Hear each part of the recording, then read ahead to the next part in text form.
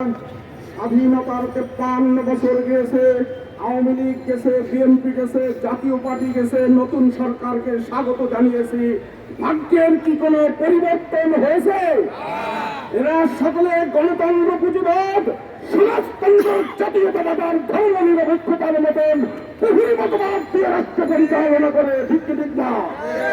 আমরা বাংলার এই সবুজ জমিনে গণতন্ত্র প্রতিবাদ, সমাজতন্ত্র, জাতীয়তাবাদের, ধর্ম নিরপেক্ষতাবাদের মতন বহু মতবাদের কবর রচনা করে আল্লাহ ও তার রাসূল নবী মুহাম্মদুর রাসূলুল্লাহ সাল্লাল্লাহু আলাইহি ওয়াসাল্লামের খিলাফত রাষ্ট্র ব্যবস্থা কায়েম করতে চাই। আপনারা কি এটা চান কি চান না? যদি চান তাহলে আমরা দেখেছি খিলাফত রাষ্ট্র ব্যবস্থার বিকল্প কোনো রাষ্ট্র ব্যবস্থা নেই।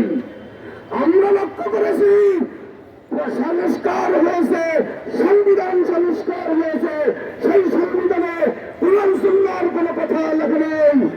আমরা বর্তমান সরকারকে বলে দিতে চাই, বাংলাদেশের নবনির্বাচিত নবনেতৃত্বে সরকার যদি সংস্কারে যদি খিলাফত রাষ্ট্র ব্যবস্থার কথা না থাকে, জুলাইয়ের গণঅভ্যুত্থানে ছাত্র সম্মেলনের ছাত্র জনআন্দোলনের আন্দোলনের এই যে ঘোষণাপত্র রচিত হবে, এই ঘোষণাপত্র যদি আল্লাহ তার রাসূলের রাজনৈতিক দর্শন খিলাফত রাষ্ট্র ব্যবস্থার ঘোষণা না থাকে, কুরআন সুন্নাহর রাষ্ট্র ব্যবস্থার ঘোষণা না থাকে, খোদার কসম যেদিন এটা ঘোষণা হবে তার পরের দিন থেকে বাংলার এই সবুজ জমিনে আন্দোলনের কামরাল ছড়িয়ে দিব।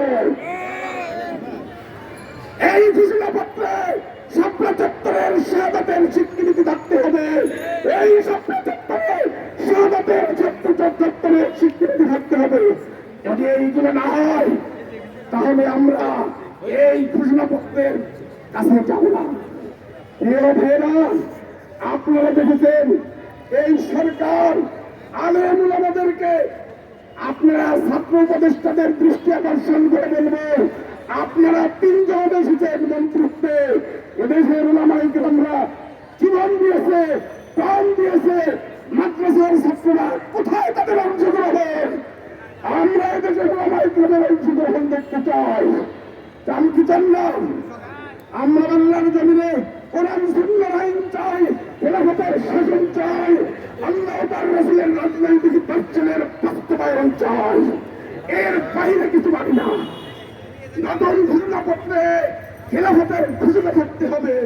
আসুন বাংলার জমিনে খেলাফত রাষ্ট্র ব্যবস্থার প্রত্যাশা ব্যক্ত করে এখানে আমার সংক্ষিপ্ত বক্তব্য শেষ করেছি।